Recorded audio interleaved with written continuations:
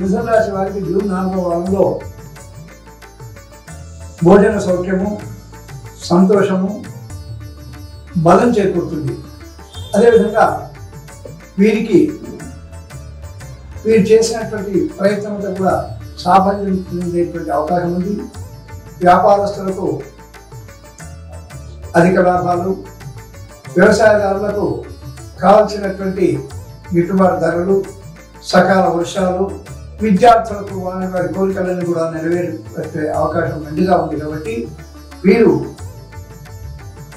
మరి విష్ణు యొక్క నామం ఓం నమో నారాయణాయ అనేటువంటి అష్టాక్షరి మహామంత్రాన్ని జపించినట్లయితే ఆ శ్రీమన్నారాయణ యొక్క అనుగ్రహం వల్ల మిథున రాశి వారికి 4వ వారంలో విశేష ఫలితం జరుగుతుంది. అది